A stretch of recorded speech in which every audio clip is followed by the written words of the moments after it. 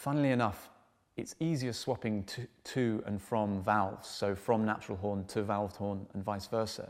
It's when I'm swapping between these two horns that... Different valves. Different valves, but every single note sits in a slightly different place. I've enjoyed it very much, but the challenge was even greater than I had imagined it could be. Meanwhile, around the same time that in Vienna this instrument was developing, the French and the English, actually, the British, I should say, started making this. This is known as a piston horn because of the piston valves that you associate with the trumpet that's used in the UK and in the States. In Germany, they often use rotary valves. Those are the ones you know from the modern French horn. Anyway, the interesting thing about this instrument, I think, is that in France and in the UK, these instruments were used right up until 1950s. Dennis Brain made some of his most famous recordings on an instrument very, very similar to this. So that's why actually after Adagio and Allegro we're playing Dukas Villanelle, which was definitely written for this instrument, but also includes a hand stop technique, because the two instruments and the two techniques lived side by side in Paris. No one stopped playing the natural horn because they loved the sound so much. But we're also including Hunter's Moon by Gilbert Winter, which is light music. And that's because even though it's from the middle of the pre-war period in the 20th century, they were still using instruments like this. So I'll just demonstrate a bit of the Villanelle. What I really like about this horn is you get so much closer to the sound of the natural horn, and yet you can play this virtuosic stuff that Dukas asks for.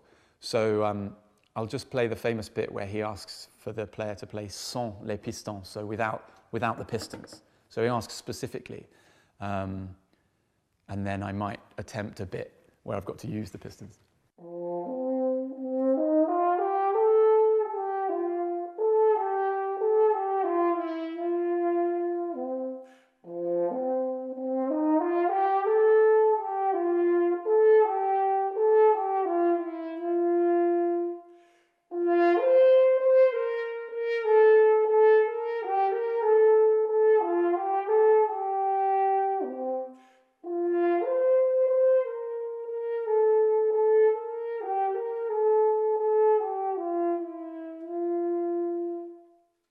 And then a bit which would be basically impossible on the natural horn.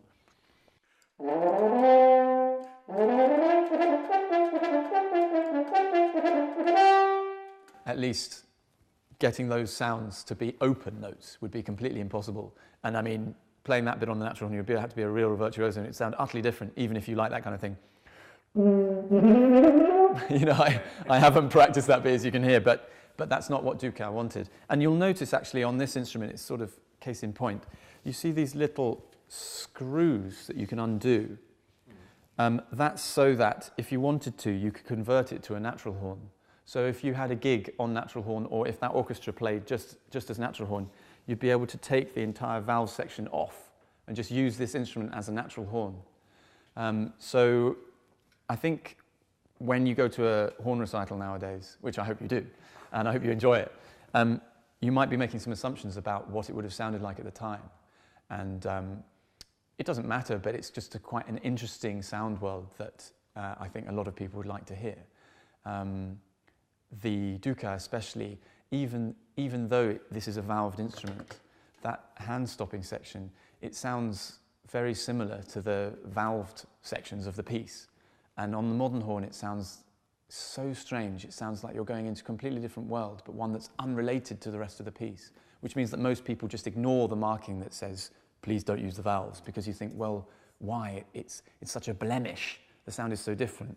Whereas this creates a space where you can play both. It just, in my opinion, for me, it makes sense to use this horn for that piece, which is why it's so nice to use it. And then in the Winter, there's one lick which Dennis Brain plays on a famous recording.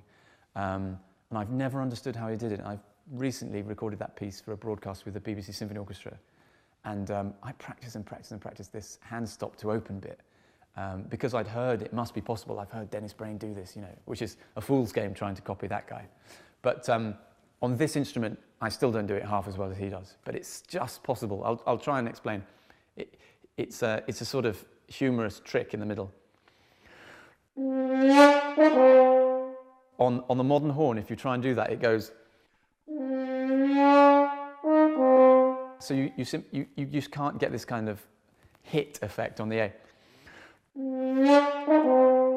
Which seems like a small thing, but suddenly when playing the piece I just felt like I could never achieve what had been achieved, and maybe I couldn't even play what the composer meant at that moment. So it's another way in, and it's just so nice to sort of find little tricks that are enabling or bring passages alive which previously you just didn't feel you were doing justice to.